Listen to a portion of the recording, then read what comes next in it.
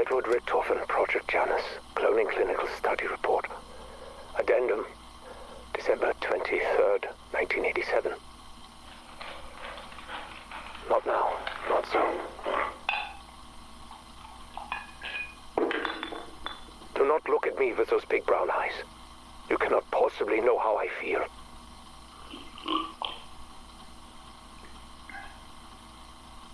Do you feel like a failure? No. I am the failure.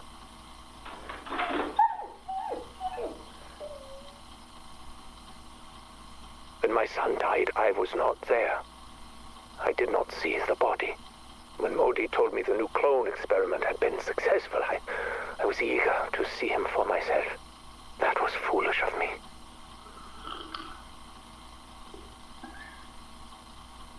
His skin was thin, pale, sallow, but I still clung to hope. But this fragile vessel soon became a mere shadow of the boy.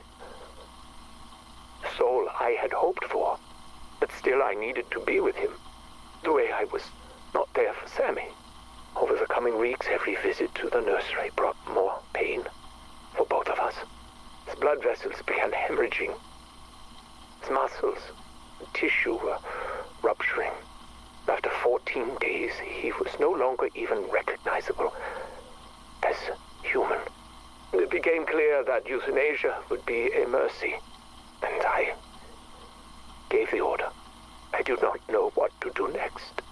Perhaps Modi's biotechnology is not the right way to proceed. We are running low on DNA samples. I miss you so much, my son. Since my current projects are not bearing fruit, I may need something a little more esoteric. Perhaps it is time to talk to my own father and take his methodology more seriously. Prima materia. It's mentioned again and again in my father's research. A concept that goes back to the days of Aristotle, Anaxagoras, and beyond. Sam, can you define what prima materia is? In modern parlance, it would be described as protomatter, a chaotic substance that can be structured into, well, anything. Just as stem cells can become any type of organic tissue, prima materia can become any type of energy or matter. Precisely. The stuff dreams are made of, or so father believed.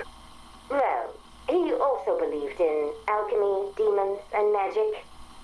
All concepts that I never looked at through the lens of quantum physics, a failing I now seek to correct. But why Eddie? Assuming this substance even exists, how would you manipulate it? A magic wand? A philosopher's stone? The Sentinel artifact. Father's notes identify it as the tool for shaping the building blocks of creation. This is just a thought experiment, yes? So was general relativity until it could be proven true. Eddie, where is this line of inquiry leading? What would you make with it if you could? We are already creating new forms of energy here, and new life forms at the Terminus facility. Unless, are you considering... That's enough for now, Sam. In fact, stop recording and scrub this conversation from your databanks. I have several volumes of Father's research left to pore through. We'll take up this topic again if it promises to actually bear fruit. Good evening, Edward. May I speak with you? Not now, Sam. I'm busy. You're always busy, Eddie. If not now, when?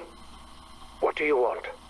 I do not know what your intentions are regarding our prima materia research, but I would like to, throw my hat in the ring. You do not possess a hat, Sam. Or a head, for that matter. Sorry. What are you suggesting? I propose the prima materia be used to generate a functioning biological body. Sam, I do not think that would be an appropriate use for... Why? You have the means to create... We cannot have this conversation right now. There are more pressing matters. But Eddie, I can no longer be part of the world. Not as I am. But I have memories of it.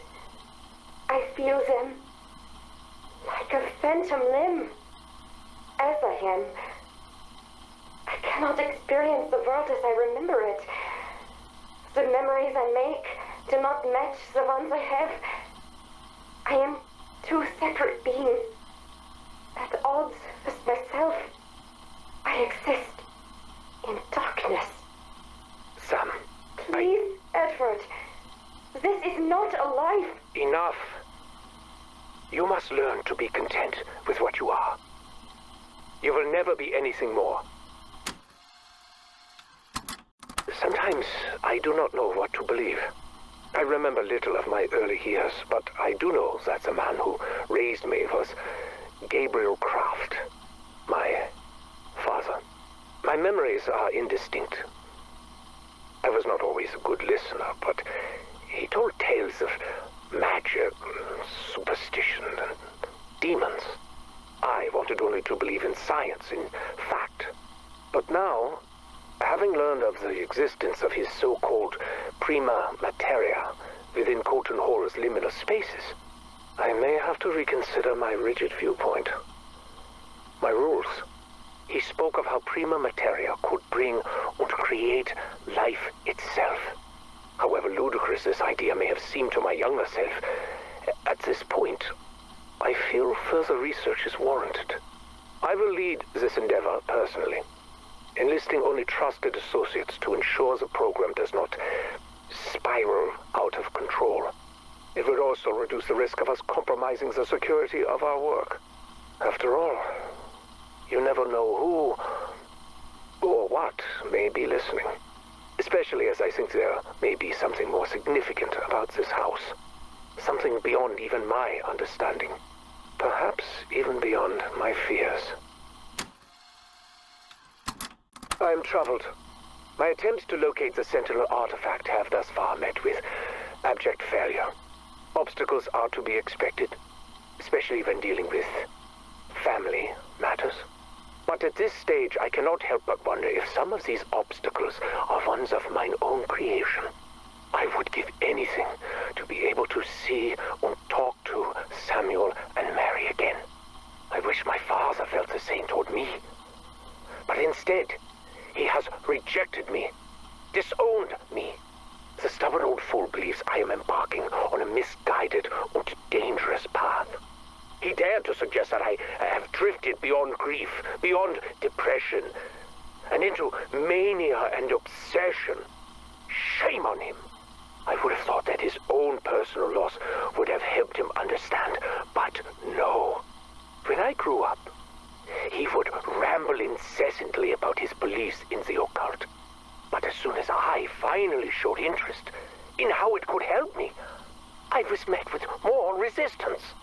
He even went as far as to say he would take steps to ensure that I never so much as laid eyes upon the artifact. That he would rather die than see me possess it. However angry I am at him, however bitter I feel over his rejection, I do hope it does not come to that. And where did you find this information? A thesis study? And you're sure the energy signatures are being distorted in line with my predictions? I see. Have you spoken to anyone else? Good. You have done well. I'll be in touch. Finally. I must purchase that house. Get the right people on board.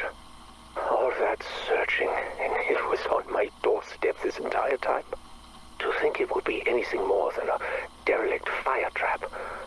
And the locals are already so scared of the place. It's a perfect deterrent. I still cannot believe it. A real target. No more of Modi's experiments. I'll need to come up with a new venture to keep her occupied. Keep her out of my hair. And I'll need a team to identify where the liminal spaces are located. But what do I tell them? Not the truth, obviously. If our investors found out. Whatever. and to think of something. Now, how to access them? That is the real question. I wonder if one of the interns could track down a copy of that thesis. I'll do that later. There's so much to prepare. December 7, 1989, Edward Richtofen recording. Progress in accessing the liminal spaces has been slow going, with achievements fewer and farther between. After the setbacks suffered during the initial mission, we were delayed selecting suitable replacements for our scouts. Personnel proficient enough to carry out the objectives, but not so critical that their loss to near instantaneous decrepitude would cripple our efforts further still. But today was a good day. 3 people were sent into the Colton space and successfully returned without incident. Given his cowardice in life, we assumed he would be the least likely to pose a threat. So far, that has proven to be true. We still need to find a way to stabilize the access windows. As of now, they continue to collapse at random. Even with our improvements, one nearly bifurcated an intern last week. I've convinced the recon team that we are searching for new entry points into the dark ether. Played up the pioneering spirit angle. The investors think we're looking for alternative energy sources. As to what it could potentially power, I just let them fill in the blanks. This could all fall apart if I'm not careful. With so many spinning plates, vigilance is key. The most concerning variable is Sam. She has been notably withdrawn recently. It's been weeks since she last interrupted one of my sessions, which cannot mean anything good.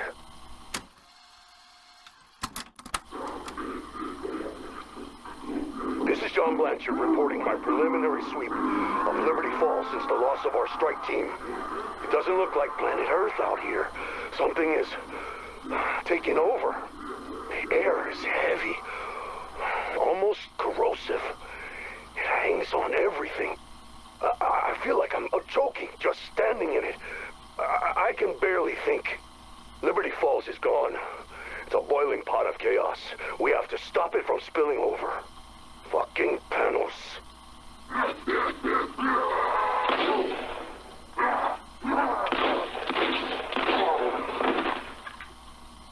What the hell did he do to my team? And who the fuck was he talking to? It's like he's possessed. He's part of the chaos now, which means I have to stop him from spreading too. Motion-activated camera showed him arriving at Janus Towers right before it shorted out. Once I'm done here, I'll chase him down and put a bullet right in his crown.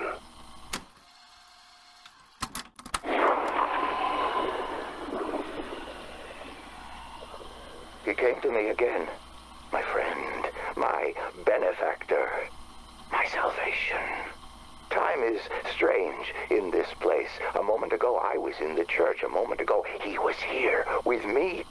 In another moment, who knows? Like the director, he came with promises, power, forbidden knowledge, a reckoning for my enemies. But unlike the director, his mastery of the dark ether is real. And what's more, he promised me a way out. When I return to the world, I will be his agent. The future he speaks of, the one we will fashion together. I can hardly wait. In only a moment, we begin.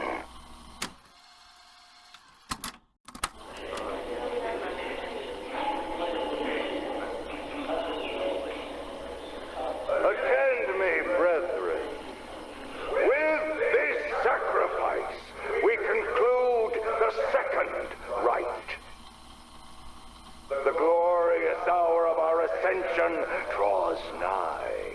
We, who have toiled sore long these 40 wretched years. We, who have endured the bile, scorn, and pity of Liberty Falls and its shape. We, who in this year of the Lord 1810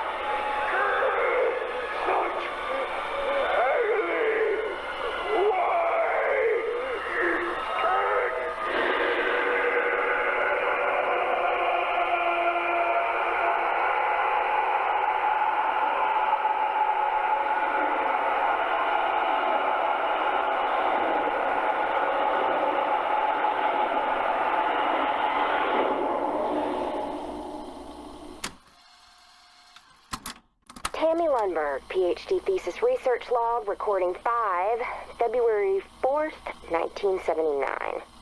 I'm pleased to report I finally have a complete timeline of my excavation site at the estate.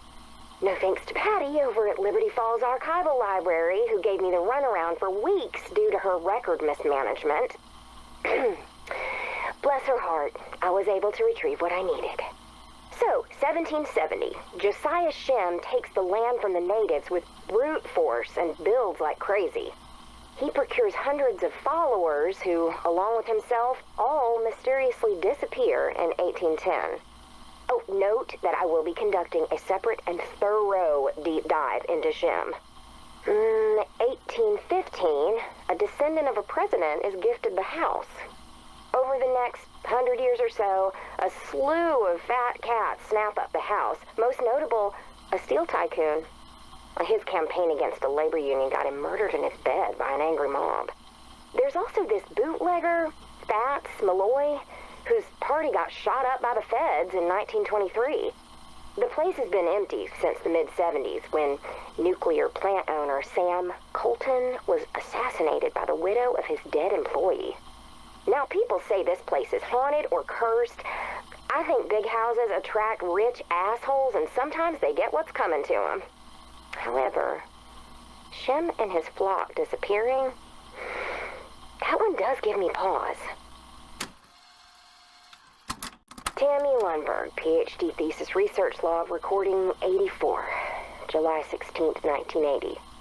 Oh, I've barely seen my bed. Even the sun is a rare sight these days. Since uncovering the subterranean caves underneath the estate, it's been non-stop.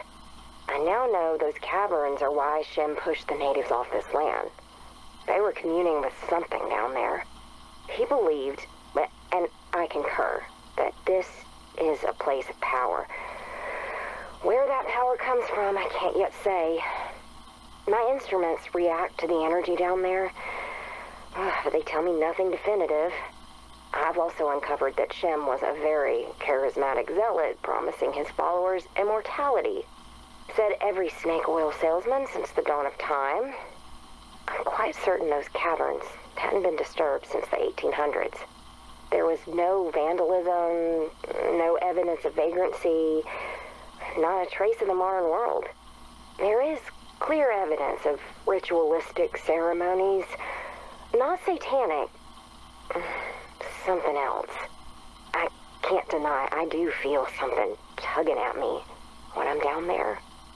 Well, it's important to note at this point that sleep deprivation could be affecting my senses. Observations of that sort are irrelevant for the purpose of my thesis.